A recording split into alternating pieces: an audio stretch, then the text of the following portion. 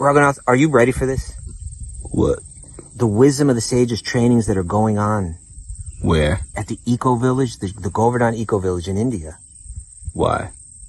To totally transform your life spiritually. Who? You, me, Raghunath Swami's going to be there. Other great teachers are going to be there. Lots of cool people. How? You go to wisdomofthesages.com/events. You find all the information there. Haribo. Om Namo Bhagavate Vasudevaya. Om Namo Bhagavate Vasudevaya. Om Namo Bhagavate Vasudevaya.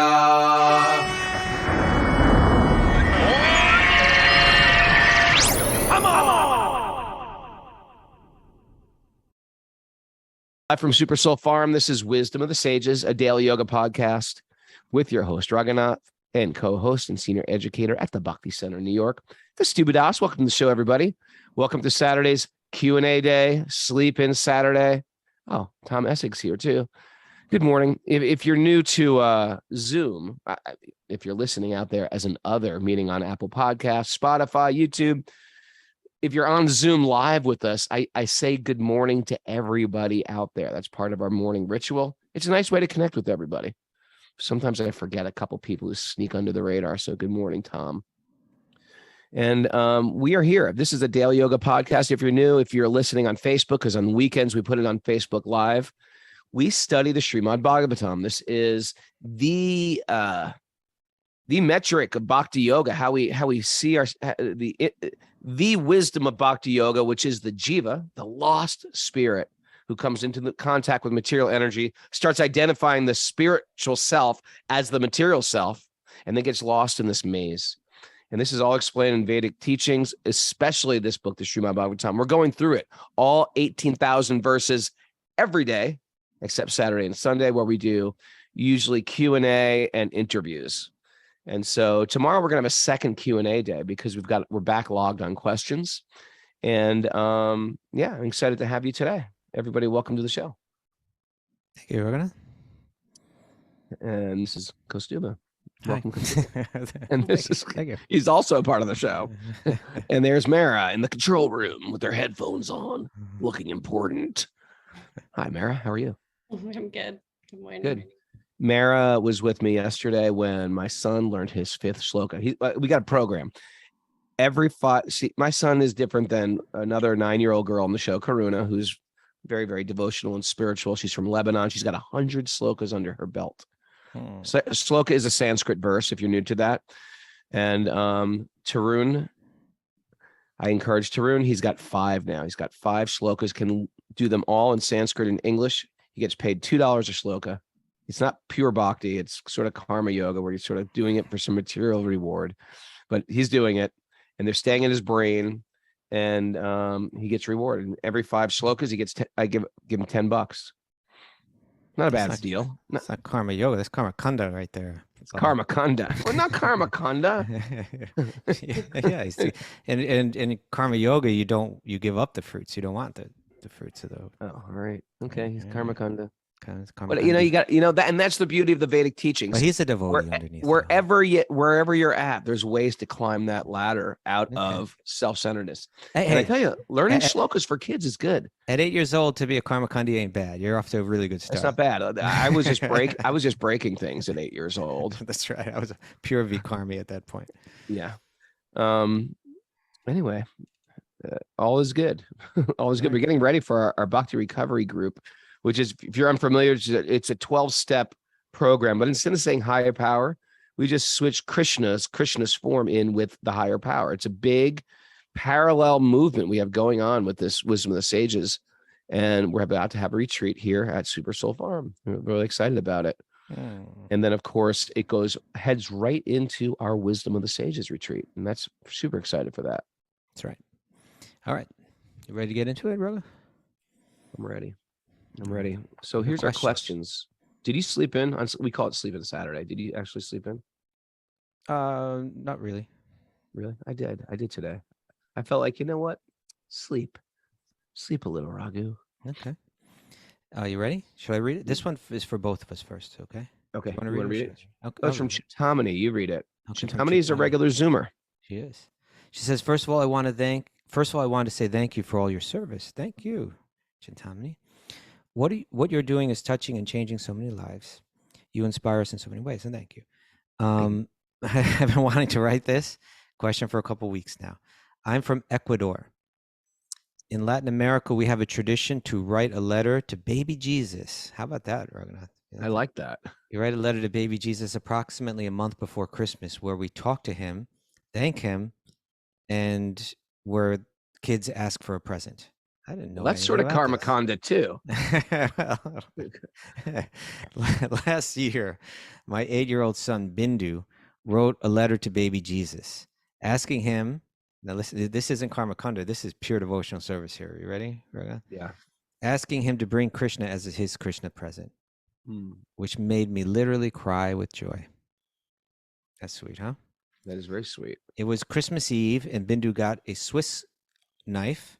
That's very sweet. I always give my kids Swiss Army knives too. Okay. That's been a staple on Christmas presents in my household. Is it? Yeah. And I got a Swiss knife as a present, like probably 30 years ago, and I still have it. They're great. They're solid stuff. Yeah. Okay. So he got a Swiss knife. He got some walkie-talkies, but Krishna didn't appear. Oh, walkie-talkies are also a great thing. Okay. I give those regularly too. I wonder I never actually wandered into your garage, Raghunath, but I'm wondering what kind of things I'd find in there if I really walkie-talkies, binoculars, various bows and arrows, weapons of different sorts. Last time I was there, you got a club, like a real mace. No, it's an Indian gada, an Indian club for working out. Okay. Yeah. You say it as if like everybody's got one. It's a thing. It's a big thing. Indian clubs and gadas, these are big things because people are realizing like these are like where the best warriors, these are the best warriors. These northern Indian warriors who fought with clubs. Because you can stab with them, you can bash with them, you can sweep them from the feet, and you could put them. You could and it's the same action of throwing people. A lot of mixed martial artists are using them now in their training. I see that. Okay. Yeah. Okay. So Swiss knife, walkie-talkies, but Krishna didn't appear. Bindu cried for over an hour, saying that it was the only thing he asked for. That's amazing. That's actually from the depths of the soul, from that ragatmika level. Yeah. I just want Krishna, nothing else, and I won't be satisfied until I have Krishna. That's a beautiful thing. Okay, my husband and I tried to console him, tried to explain, but he kept crying until he fell asleep. Now, 8 months later, now it's more than 8 months. It's 10 months later now because it's October now. Are we that backed up in answering questions? We're a little bit backed up on this one, apparently. 2 months, but okay. Okay, a couple weeks ago, Bindu said something that made me so sad. Oh, no. And that it was so hard to answer. He asked, Mom, I have not forgotten that Krishna didn't come for Christmas. Did I do something that bothered him? Is it because he doesn't love me? He's God, and he has superpowers, so he could come if he wanted to. I said, of course Krishna loves him, and I tried one more time to console him and to make him understand. But there are some things that I cannot explain. Could you give me some light regarding these kinds of questions and what to answer? Again, thank you so much for everything that you do and for helping me with such relevant family matters. Well, you're a family man, right? I don't have kids. I can try to share something, but you're more familiar with, and you laugh whenever there's any subject. Look at that. Whenever there's subject of me and kids. What is so funny about it? I don't get it. I don't know what's so funny about it. Oh, I think there has to be a new way to frame it. Like Krishna's not going to necessarily come to your doorstep with a bag of toys. I think it has to be framed as Krishna's always there. Krishna never left.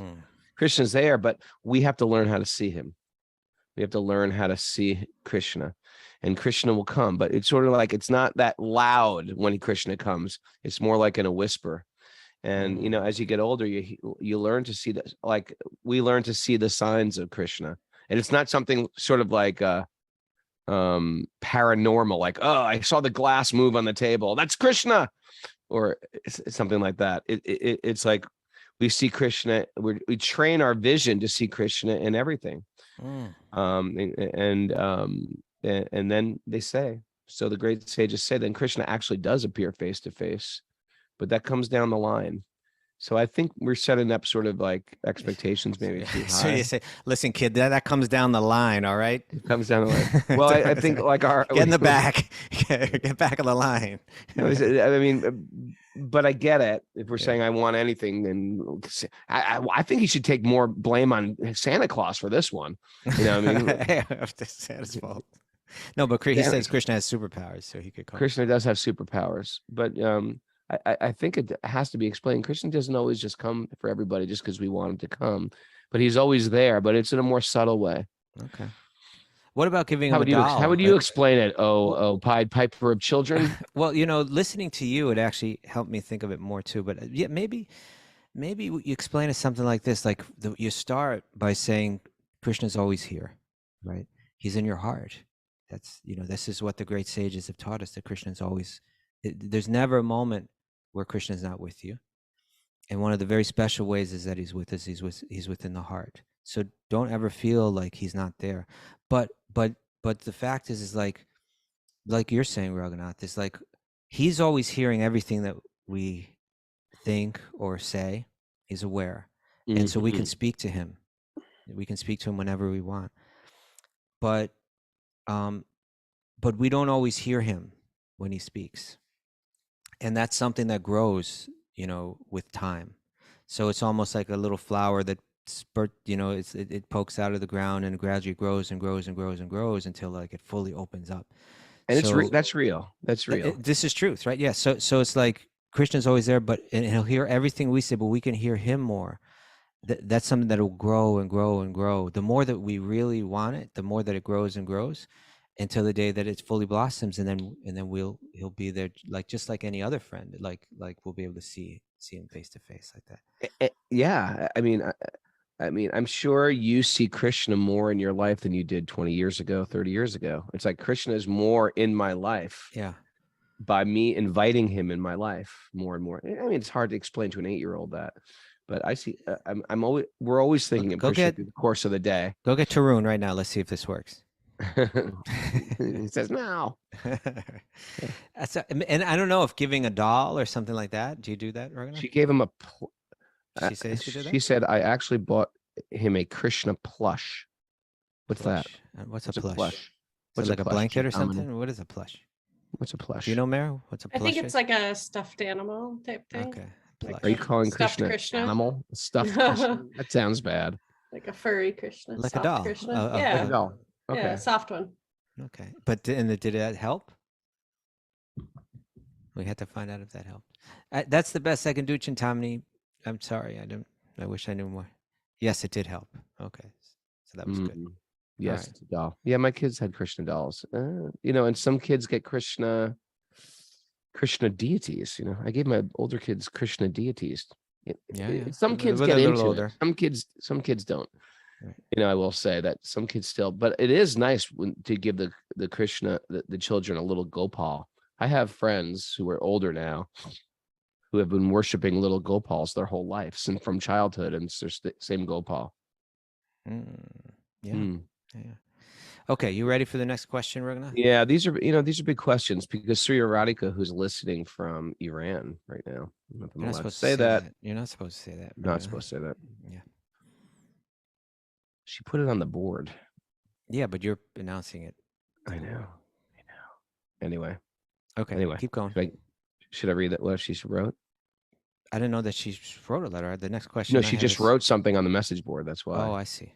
Says I haven't seen it. So she says, I'm also asking why Krishna doesn't appear to have mercy on the country of my people nowadays in this horrible situation. People are being killed every day.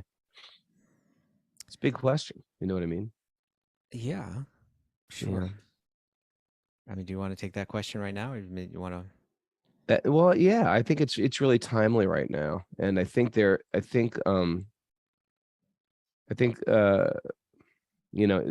a lot of ways to go with it, but sometimes in the most tragic situations, we're very, very focused on Krishna. If our goal, if the win in life is that we're eternal beings and that we're lost.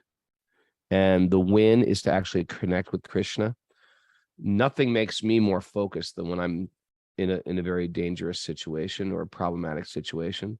A lot of times when things are very easy, I tend to forget Krishna. I just, hey, material life. So Krishna is always there, and it doesn't mean pain goes away. Just like our good friend and student and Zoomer Gopal, who just recently left his body. Tragedy came to Gopal. He left his body. He had to leave his family. Had to leave his livelihood. Had to leave his home. Had to leave his parents. Had to leave all the love, material love in his life. But we witnessed his connection to Krishna really deeply, if that's the biggest win. I don't think Krishna is responsible for pain in the material world.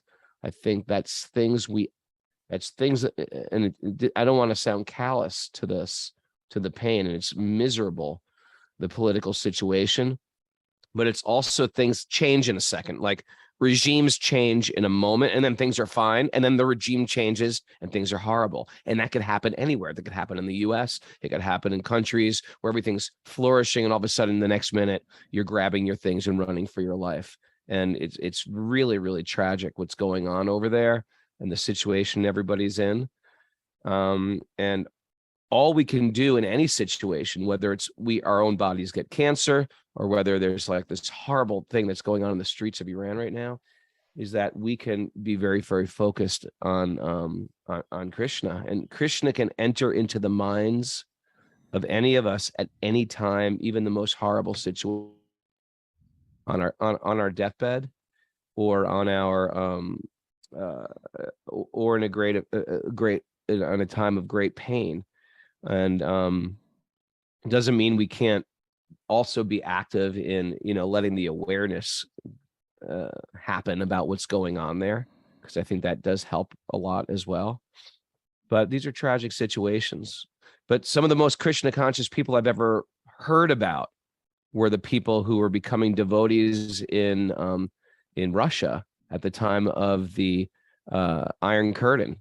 Like they somehow found out about Krishna consciousness, and there's a whole underground bhakti movement, and everything was going fascinating until the KGB found out. And then they were put in labor camps, prison camps, killed and tortured. But if you hear the writings from these people, it's unbelievable how conscious they were. All they had to do simply was to say, hey, we're not into this. It was a big mistake. Somebody gave me a book. I'm not really interested. And oftentimes you hear these things like, no, I'm not going to give this up. I'm not going to tell people I'm not into this. This is going to save my soul. And so it's a very tall order to ask humans to go through that. And but we're all going to get put in situations that are maybe a taller order than we could even imagine. And so all we can do is in this lifetime is choose Krishna or choose to forget Krishna. And I don't think I've ever been in anything extreme as what's going on there. I definitely haven't been, or having cancer. But even in the course of my day, I'm always asked to choose Krishna or forget about Krishna at every fork in the road I'm in. Anything else you want to say about that, Kostub? These questions are never easy to answer, particularly in the current social kind of the kind of different social rules that we're setting up that make it, I feel, even more difficult to discuss these things sometimes. Yeah. But if we're just approaching this in a philosophical sense, from a Vedantic sense, it's our idea, particularly from a Bhakti Vedantic sense or angle, that there's nobody that's evil, right, by nature, right? It's we don't want to think that. We want to think these freaking evil people, right? Yeah, but even beyond that, it's just like every soul is pure, but it doesn't mean that our vision and our way of seeing the world can't become very warped, right? And when it becomes warped, we don't mind hurting each other. We become very callous to one another. We relish it. We rationalize it, and we come up with reasons why this is the best thing, this is the good, right? And actually it's causing pain and harm to others. And likely almost all of us, this is the mystery that's hard for some of us to grasp, is that whether in this life, like I can even look in what to speak of previous lives that I have no idea about, but even if I look at this life, I see that I've been responsible for a lot of pain, sometimes unintentionally, but still there was a type of callousness there, and I've chose to enter into this world and try to live separately, try to make myself the center. And when you have lots of people trying to do that, it's a recipe for pain. And so that's what's happening. It's not that Krishna is not having mercy on that nation, but it's that we have all chosen to turn our backs, right? And try to make it work, try to make things work in a different way. It's like if all the leaves on a tree said, you know what, enough of this being connected to the tree. Let's start our own thing. And they were all competing with each other and fighting with each other. The idea is that pain does play, like even within the human body, pain plays an important role. It helps us understand something's wrong, something's got to be changed. And we can also see the pain that we experience within, whether it be within nations or societies or so on, that something's wrong, right? Now, the more lost you get, the farther away you get from that, the harder it is for people to see it. And I know that this one point that I want to emphasize is that it doesn't mean that we don't respond in a compassionate way or do the best that we can to relieve that suffering. And sometimes we stop and we say, I wish there was something I could do, but I don't know if there's anything that I can do. You know? And so that's hard too. That's a difficult feeling. What the philosophy of the great sages of India said was that the nature of this world is that it's constantly shifting. There's pleasure one moment, there's pain the next. It goes through these cycles. That is the nature of this world. Never forget that. And that's meant to be, and that's meant to help encourage us to see things clearly. To understand that there are better ways to live. That I have a nature of pure love deep underneath this, and I'm meant to uncover that. And let me get busy. If I'm too caught up in the externals, I don't do that. It doesn't mean I don't respond to the externals, but, and this is something we've talked about many times, that I'm operating on two levels at the same time, right? I'm operating in this world and doing the best I can, doing the best I can to serve, doing the best I can to relieve suffering, doing the best I can in any way that I can. I may be caring for like a small group of people, like just my family or close friends, I may be caring for a larger group of people, whether it's through, helping them materially, serving them in whatever way they need, whether it be feeding them, whether it be sharing knowledge with them, whatever. I have a role to play in society, maybe on a small level, maybe on a big level. Really what matters most is that on the level of my own heart, that I'm moving in the right direction, right? That I'm moving towards the direction of pure love. And the pain that we see in this world is, we would never turn that back that way if we didn't feel that pain, right? Just like the pain in the body, we would do so much more damage if we didn't feel pain. So the pain is real, the pain is difficult. And someday we can transcend it. And then we're going to see this all from a different angle. It's going to make so much, it's this is the kind of thing you say this and people start to freak out. It's like today to speak Vedanta philosophy, it's almost like you need to have like these medicines at the end of the commercial. They just start to reel off like all of these, don't do this and don't do that. And don't try it if you're pregnant, and don't do it if you've ever, taken this medicine, and don't, so it's kind of like if we say, hey, this world is an illusion right now, we got to like come out with all the small print. It sounds like you're being callous and heartless, and it's not that, but it takes some maturity and some contemplation to be able to see both. That on one hand, I can look at this world as illusion, that at one hand, I can look at this world as a world of pain, and that there's no changing that, and that the pain is meant to help us understand something. And then on another platform, I'm operating in this world and I'm responding to that pain, and that's part of my process of purifying myself. And in such a difficult circumstance like this, you may say, what can I do?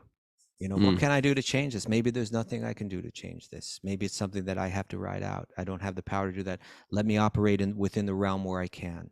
It may be a smaller realm than that. But you do the best you can. Yeah. All right. Our prayers, though. Our prayers, yeah. And thanks for sharing that. I appreciate that. I appreciate it. Okay, you ready for the next question? This is another hard question, Raghunath. This is coming from Mike. Okay. I don't know which Mike. People think we're like the Wizard of Oz, and Raghunath has answers for all questions. After all, he is very wise. Well, you do tell people to write in their questions every week. So this comes from Mike. I don't know which Mike this is. We try our best, people. We try our best, but we don't have all the answers to everything. We try to give our best from what we've studied, but sometimes these things are very, very nuanced. You're prepping this question. I'm prepping. Okay. So my name is Mike, and I'm another. I love listening to the podcast, and my wife and I look forward to coming to Super Soul one day. All right. This question is for Raghunath because it seems like he owns pets and livestock. Oh, yep. Recently, we had to put our 18-and-a-half-year-old dog down. It's an old dog. Yeah, right. You multiply that by 7, right? Is that what it is? Is it 7 years? Dog years? Yeah. He had gotten sick and went downhill very quickly. He could not walk, eating very little, and his kidneys were not doing well. Having to do this was not a decision we took lightly and still breaks our hearts. I look to the Gita for support during this, and I know Krishna says death is just a change of clothing. That when Arjuna is worried about killing his teachers and friends, Krishna tells him, if you act or not, time will take everyone. It helps reading this, but are there instructions on care for animals in the Bhakti tradition? I'm wondering, Raghunath, how do you deal with these situations? Is it better to let the animals suffer to their very last breath? Or is it our duty to help the suffering end? Are there any texts in the Bhakti world that deal with this? Thank you. Great question. This is a question that it reminds me of when Gopal, remember, it was like sort of a dramatic thing when Gopal was dying. Okay. And we were talking about like how much pain medicine, right, should he take? Should he be very, very conscious? Because some devotees will say, no, I don't want anything. And some people are saying, I need something. The pain itself is so traumatic. I won't be able to think of Krishna. You want me to meditate on Krishna? I won't be able to even think of him. All I can think of is the pain. So, and me and Kaustubha were like wrestling with this point. We were calling like senior gurus around the world to get some answers for this. And I think the answer is there's no real answer. And that Krishna is God. And that no matter what situation it is, suppose you're in a daze because you're taking some morphine, or you're feeling the pain of whatever you're going through, or the animal's going through, in this case, is the fact that Krishna is real. And that Krishna, or suppose you get in a car accident or something like that, and you're not really focusing on Krishna, you're having a conversation. What's fair here? Like, how do you, at the time of death, at a critical moment, how do you keep your mind focused in meditation? And the answer is Krishna's God, and Krishna knows your heart, and Krishna will enter the mind of the devotee. Now, for an animal, we don't want that. We don't want to see someone we love or some being we love suffer. And so there's no good answer here. Do you put them out of their pain, or do you be with them? I would say both. I think either one would be okay. You got the basic philosophy. It is a change of clothing. And like our previous question, we will go through pain in this life. That's just part of having a body. And sometimes it's extreme pain. Sometimes it's minimal pain. Sometimes it's gross pain. Sometimes it's subtle pain in my mind. But we're going to go through pain. And all we can do is minimize it as best we can, and be very, very God conscious with the person throughout their life, which I'm sure you have. So with our last, animal that died, actually, my daughter was really good at this too. She was like, sometimes she'd find a baby bunny or something, or she'd find an animal, and she would take that and try to take care of it. But if it would die, she would bring that right in front of the altar, the animal, and then garland the animal or put a tulsi with it. Yeah, and and put like sacred water or like offered to the deity, and just like, almost like offering that baby. And I remember when she was really young and she would find baby animals, because I don't know how. Remember that time we found that injured pigeon on the sidewalk in the city, and you tried to bring it back up to the farm. Yeah. And so I think there's something to be said. And I was trying to comfort her one day. I was saying, hey, Sachi, you got to understand what you did for this like baby rabbit, like real baby. It's like life couldn't have got better for that baby. That in the hands of a devotee, getting offered to the deity with the like sacred water on, Ganges water on the head of the rabbit. Like that's the perfection of life. So if you guys are practicing spiritual life and your animal is being loved by you, and I mean, and you could even give the animal prasad, or if they can eat, it's like, it doesn't get better than that. The material world is miserable because there is this downswing of pain. All we can do is minimize the pain, and of course, give that being spiritual love, and that's the best we can do. And everything else is not going to be pretty. There's no beautiful answer for leaving your body except, being around the devotees. It's not like it's going to be. So you're saying it's all a little ugly leaving your body. It's more your motive than necessarily exactly what you did. Right. In other words, either response can be coming from the right place. Sure. If I was in incredible suffering, I don't think and I know I was not going to get better, I wouldn't mind being sort of like, I'll keep this in mind. Put me down. Because you pull the plug. I give you full Mara, hear me out, Mara. Mara disappeared for some reason. Hear me out here. You could put me down, so to speak. Just, I want you to sing with me and put me down and say, with the pillow. Change your body. Yeah, you're not allowed to put a pillow over my head. Hare Krishna. This is not funny. It's a little funny. Don't kill me, Christine. Well, what I thought hearing this, Raghunath, was because Mike is asking, is there anywhere it's written about this? I couldn't think of anything right on the mark, but I thought of something that gave a clue. Yeah. And that was, there's this famous story of Narada and Magrari the hunter, right? Oh, yeah. He met a cruel hunter who didn't kill the animals, right? He tortured the animals. He was so, I shouldn't say nobody's evil, but he was so warped that he was somehow taking pleasure, not fully killing the animals that he was killing. He was half killing them and letting them lie there and suffer. And Narada saw this, and he was trying to understand, how can I help this person and help the animals, right? Yeah. And he realized that if I just tell him to stop killing these animals, he's probably not going to listen. So let me see if I can take him a step forward. And he said, at least if you're going to kill these animals, just kill them full out. Don't half kill them.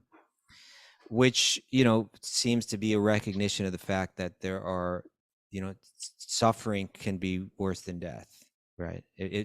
Death can be a more compassionate response sometimes than allowing someone to continue in a state of intense suffering. It's our business to minimize the suffering in the mind for my own body, but it's also our business to minimize the pain that other people feel. When it comes to us, we want to minimize pain. Like, for example, we've had no heat in this house for some reason. It's not so bad because it's not super cold up here yet, but it is a little cold. And all the kids, I was like, we're taking showers. It's cold water. Just deal with it. And they were just like, wait a second. I was like, it's all in your mind, kids. The pain is all in your mind. Go in there and think it is a wonderfully warm shower. It is a great thing. Don't add extra meaning to this shower. Just take it. And they were like, well, what about animals? Animals are suffering. Should we not care about the pain of animals? Like Gus? You mean Gus? He's going to be cold?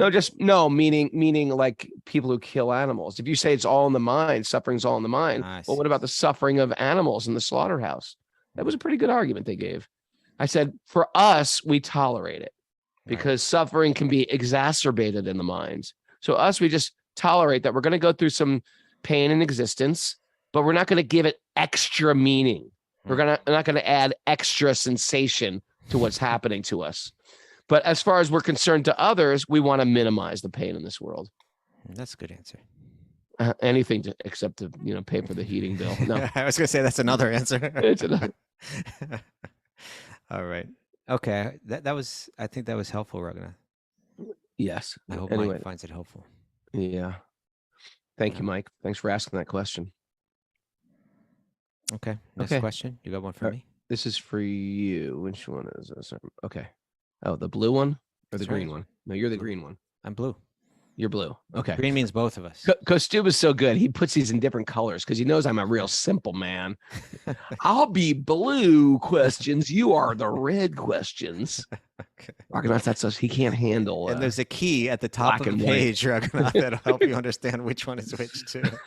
Hola Color-coded key. familia. This is from a Zoomer named Chapu G. She's one of our There you favorites. go. All right. We play favorites, and you're up there, Chapu. And Chapu's from Venezuela, but she lives. Where does she live? Currently, she's in Ecuador. We got 2 South Americans here in question today. I wonder if they've ever connected with Chintamani. Oh, they're both in Ecuador. Yeah, but they may be in different cities. Yeah. Yes. Anyway. Hola, familia. Hare Krishna. I started listening to the first 40 minutes of Kostuba's first audio on Patreon. And I have these nerdy questions for So you, Kostuba. That was the open talks I posted. 15 hours worth of. What? You're not even aware of this, Raghunath. I'm not even On aware. Patreon. Patreon is a treasure trove of goodies that you Yeah. can unlock once you enter our Patreon family. Join our Patreon family at patreon.com/wisdom of the sages. That's right. That's how we keep this boat floating. Okay, so here's one question. If Sri Krishna always knew that the book would lead us back to him, is Srimad Bhagavatam, That the book Why- that would lead us back to him. is Srimad Bhagavatam. why having all this progression from the Vedas? Okay. Like if the Vedas were all about going to higher planets and karma yoga, why that? That's one question. You want to answer that first? Well, let's give the context first, right? So all these questions are in the context of the idea that the great sage Vyasadeva, who compiled the Vedic literature, did so in a progression from the 4 Vedas Right. to the Upanishads and Vedanta Sutra to the Mahabharata with the Bhagavad Gita and then the Puranas. And the Srimad Bhagavatam is also called the Bhagavad Purana. It's the last of those 18 Puranas. In our lineage, in our Bhakti lineage, our faith and our philosophical explanation is that this is a progression, and that in the Bhagavatam, Srimad Bhagavatam is kind of the key to understanding it all. It kind of all gets revealed there, the gradation that's there in these different attitudes, worldviews, or different practices. That they're all valid, but they're all leading in a particular direction. Okay, let's start there, and then why don't you read the first question again? Yeah, I think we'll read them all. By the and- way, I mean, I think we answered this when we talk about Karuna, our 8-year-old on the show, learning shlokas, and my son. My son is It was less part- inclined. yeah, that was in that context too. My son is less inclined to learn shlokas. He So here's needs some to be money. bribed. Yeah, He needs to be a little bribed with candy and money. Whereas and pure that's- Karuna is Yeah. doing it just out of love. Yeah. Yeah, but the point is that he will make benefit from it. Yes. He will Okay, make so, benefit. so read all the questions, and then we'll Okay. do them, and we'll bring that back because I think that's Okay. a great example. He's listening, by the way. Okay. If Sri Krishna always knew if Sri Krishna always knew that the book that would lead us back to him is Srimad Bhagavatam, why having this progression from the Vedas? That's the Why first not question. just go right to the end and tell us Yes. the full truth, right? Okay. Yeah.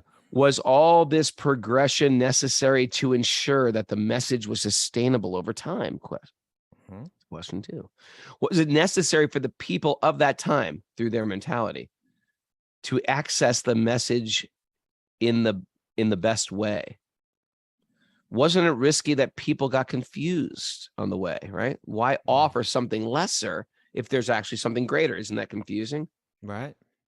And a big, then she says, big hug to everybody in the fam. I miss everybody. Gracias por todo. Okay. What does that mean, Raghunath? Thank you Thank to you for everyone. Thank everything? you for everyone. Everyone. Okay. So okay, so let's get into this. What within our lineage, what is taught is that there are, especially we could say, like 3 levels of kind of awareness within, say, religious or spiritual pursuits. Right? One is where one approaches God or the gods and goddesses with the idea that I want to enjoy the things of this world. That's my goal, and I'm approaching you for those things. One is that I've recognized that actually that's not the most elevated, enlightened type of thinking. That really this world is, if we look at it carefully and observe through our own experience and by observing others in this world, what to speak of by hearing from these texts, we'll recognize that no matter how you try to switch this world around, no matter how many adjustments you make, suffering is still there. The enjoyment that comes in this world is always followed by suffering. You can't get one without the other. And we just go through these cycles or these ups and downs of happiness and distress.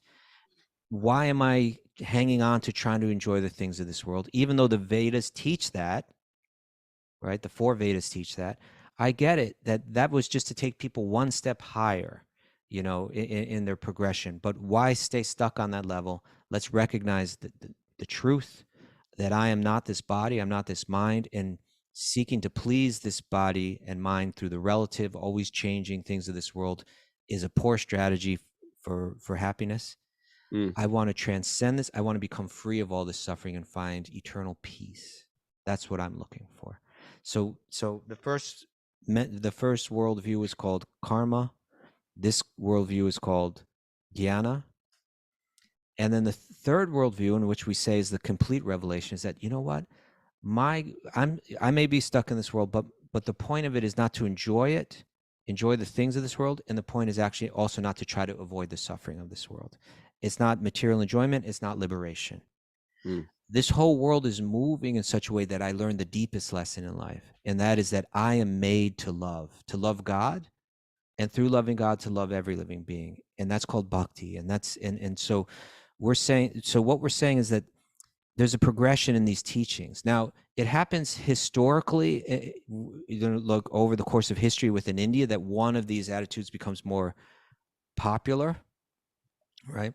And it also happens in the progression of the literature, how it all unfolds. And there's this very fascinating, if you have an interest in yoga and in Vedanta and in, Eastern spiritual philosophy and so on, this is really something worth looking into, is that there's this fascinating story in the Srimad Bhagavatam that explains this, where Vyasadeva, who's the sage that authored all of these texts, after doing it all, he should be feeling great, right? You do something wonderful in the world, you should be feeling good about it. But he's a very sensitive yogi. He's lived a very pure life. He's tried to give him his all of his body and mind and words to elevating and helping people. And he's written all these incredible literatures, which are just so full of vast in knowledge, but he's feeling a little despondent, and he can't quite put his finger on it. Well, why am I not feeling good? What is it? There's something, some nagging kind of feeling I have that something's not quite right. And again, Narada appears, and his guru Narada tells him that you haven't sufficiently glorified Sri Krishna. You've kind of like walked around this topic, like as if it's too much for people to handle. This idea of there's a personal God that you can love like a friend, you can love like a lover. Granted that is in one sense a very esoteric topic, and not everybody's ready for it, but you haven't given it at all. And therefore people are confused as to where does this all go? What is the point? Is it to enjoy this world? Is that the highest good for humanity? Is that what you're teaching? Are you teaching that renouncing the things of this world and finding peace is the highest thing? You haven't shown them clear enough that actually loving God and loving every living being, that's where all this yoga leads to, And so then Vyasadeva goes back to the Srimad Bhagavatam, he revises the whole thing. And so now we understand that as like the key, whatever we need to understand about all these texts. It's also said that the Vedanta Sutra is the summary of the Vedic teachings, and that the Bhagavatam is the book that fluffs it out and helps you understand what those very terse, verses, those very condensed sutras mean. Okay, so with all that context, let's go back and look at Chapu's questions. She says, if Sri Krishna always knew that the book that would bring us back to him is Srimad Bhagavatam, why have this whole progression in the first place, right? And I think what you're giving, your example there, Raghunath, is an interesting one, right? Where it's like, if you just told your son Tarun, hey, you should learn shlokas because these shlokas glorify Krishna. They're the teachings of Krishna, and we should just love Krishna. He might not buy into it. Right? Yeah. So you offered him a little material reward. You know, this will bring his mind in the right direction, and it'll be a healthy thing for him. And he offers a little reward. Hey, tell you what, you know, you want to earn a couple bucks, you learn a shloka. That's what the 4 Vedas are doing, more or less, right? If you really want funny, actually, isn't it? It's I think just when we're such a older, simple we'll look back and laugh at this. My other kids, I did it with all my other kids. Uh-huh. But I used to like 10 shlokas, then I buy you like a wrist rocket or something like that, some type of like weapon. Right. Knives, you know, wrist rocket. He wants cash. Okay. So there are going to be lots of people in this world that are not drawn to what I should focus on as my goal in life right now is to become entirely selfless, right? Or to love a personal God who's like more powerful than me. A lot of people have trouble even like handling that idea, right? So first, the 4 Vedas there, and they're going to offer, you know, if you're kind, if you're generous, if you show gratitude through acts of ritual, etc., that you will enjoy the things of this world on a much higher level. Even in your next life, you could take birth in ways where there's enjoyments available that you can't even imagine. So be kind, be generous, act in such a way that's harmonious with the nature of devotion, you know, compassion, kindness, generosity, etc. And you'll benefit from that materially. If that's what someone needs to take a step forward, then Vyasadeva has provided it. And that's why it's there, because not everyone would have jumped to that higher message. So let's take them a step forward, right? And then, of course, like the Upanishadic teachings, you know, Bhakti is in all of these texts, but if you were to churn them, right, churn them more and more, the essence of it is divine love. So when you get to when you go from the 4 Vedas to the Upanishads, it's kind of been churned, it's kind of been thickened, right? You've left behind the idea that the things of this world will give happiness, and you've come to the point where I am spirit. That's a really important point, right? I'm not this body. The things of this world are not what gives satisfaction to the soul, but it hasn't been churned enough, because it's still like, I want peace, when really we should become to the point where I'm meant to love. And so you churn that more, The devotional messages are in those texts. And all along, historically, there were bhakti yogis that understood that essence. Like you have the Alwars, right, that go back many, many centuries. These mystic poets from South India. And they were writing beautiful devotional poetry like all along, right? So you churn it more and you get to the Srimad Bhagavatam, and that's where the full message is given. A lot of people don't want to can't handle the idea that there's someone beyond me, right? There's a more powerful force in the universe than me. They want to want to believe that I am God, and they're that bow down mister. They don't want to do that. Okay, then you can study the Upanishads, realize that you are spirit. Realize that the things of this material world don't give satisfaction, and you've taken another important step forward. But and then Bhagavad Gita is more clear. It's pointing to Krishna, it's pointing to Bhakti, but it's not abundantly clear. And so people that, if they're looking at all this, they could become confused as what's right. It becomes abundantly clear in Srimad Bhagavatam. And we can understand all the other books in that context. So why the progression? Because not everybody's ready for the final message. Okay. Second question, was all this progression necessary to ensure the message was sustainable over time? I think it's whatever time it is, that there's going to be people on all different levels, and that it'll be helpful for them. You know, historically there has been kind of like a shit, like Bhakti. Apparently there's this Vedic age, right, where people are very ritualistic and so on, and then it's shifted to Buddhism, and then it's shifted to more like a Jnanic worldview, and then it shifted more towards Bhakti, and nowadays it's kind of all blended together. It's hard to tell, but I suppose it's always necessary. but it has kind of played out in a certain way over time. And then was it necessary for the people of that time in the past, through their mentality, to access the message in the best way? Yeah, I think then, but also now, right? There's still people now that are, it's not that people study the Vedas so much, but still in India, there's a lot of this karmic stuff goes on, right? It's like you go to your priest, when your astrologer, you go to your priest to do your rituals. When your baby is born, you want to have the rituals done so that the baby will live a happy, healthy, prosperous life. You do a little puja every day before you open your store because you want there to be blessed by Ganesh or Lakshmi Devi so that you'll have a prosperous day at work. There's still a lot of that thought that stems from the Vedas that people are still absorbing to this day. And then, was it risky that people got confused on the way? When Narada is speaking to Vyasadeva, it's almost like it's a little bit like a corrective kind of place, like, hey, what are you doing? Have you ever heard that thing that I can't quote it exactly, but I've heard that reincarnation was mentioned in the New Testament. Somewhere in the Bible, reincarnation was mentioned, but it was filtered out because they felt people they're not going to take this life seriously. So we're going to take it out. And I can't stand behind this 100%, but I've heard people say that it was taken out to encourage people, hey, get serious about your life right now. So if you're like a little Christian Shastric nerd out there, let me know. I thought you were going to say Christian conspiracy theorist. Yes.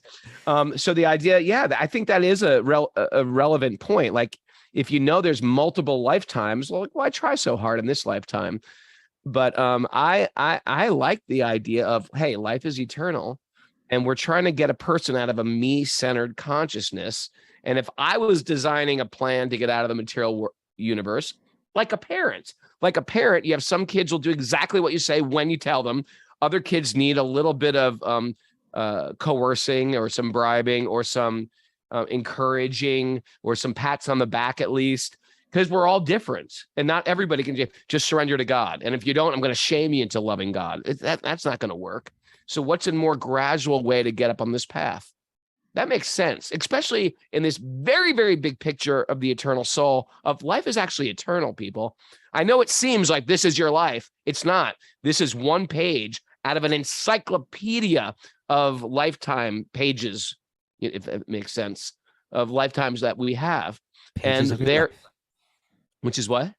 Pages of your life. It sounds like you write a new song. Or maybe this is called Pages of Your Life. I'm Raghunath. Maybe like a soap opera. The Pages of Your Life.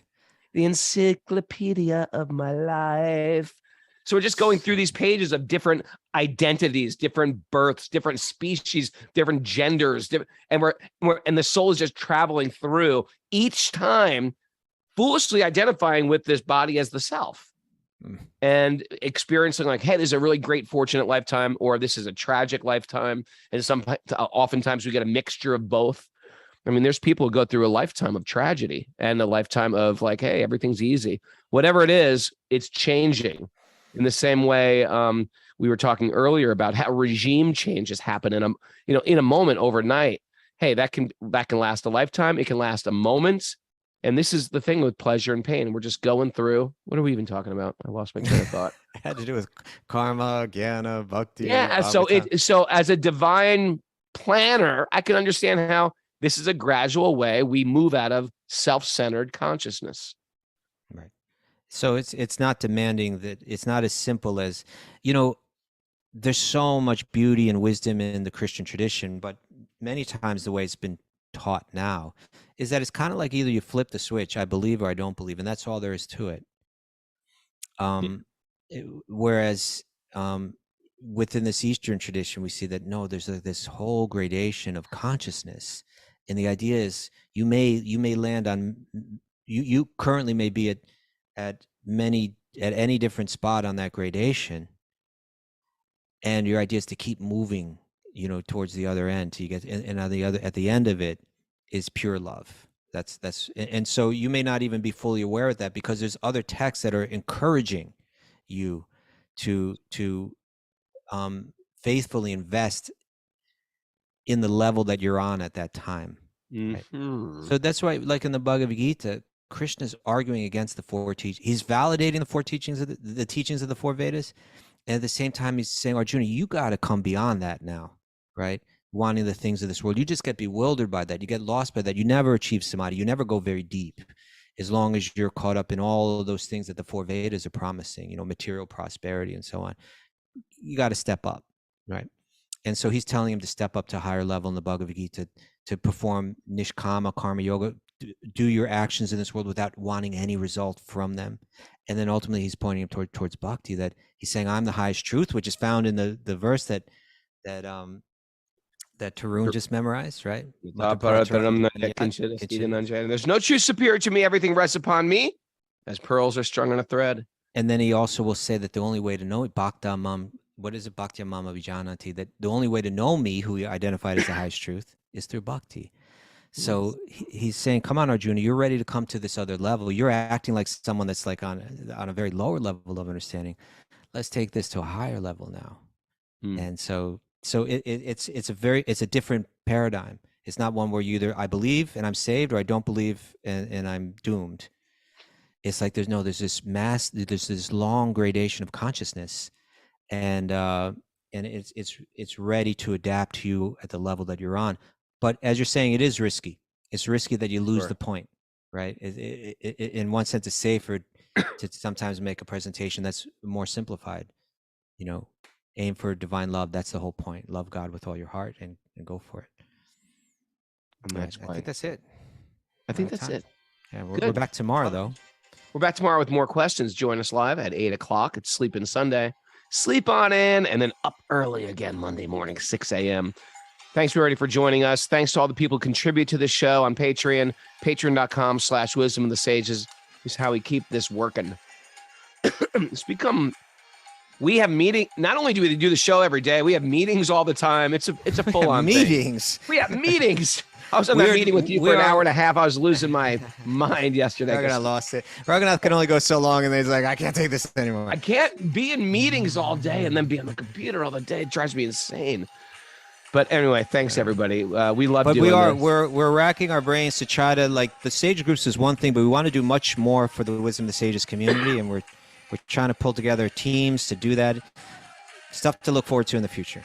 Yeah, it's exciting. It's exciting because if the goal of life is to try to imbibe spiritual wisdom and give it to others, right? Because that's how we grow, also by giving it to other people. Then it's exciting for what we're doing, but it's becoming very, very, very, very consuming in the most wonderful way possible. Okay. So thanks for everybody for contributing. Patreon.com/ we don't have time to do anything else at this point. Time to do anything else. But I don't want it to change, so I don't want to put that out there either. I love what I'm doing. No, we're very grateful for it. Extremely grateful. Feeling very blessed. Yeah. And thanks to everybody who's joining us live on Zoom. You want to join us live on Zoom? You can do that too. It's fun. I have all these Zoom friends. I have real friends, and then I have Zoom friends. Now my Zoom friends have become my real friends. My Zoom friends have become my real family. And that's why I'm happy that Ramit Pandit brought her mom on the show today. Oh, cool. Yes, because now she's my Zoom mama.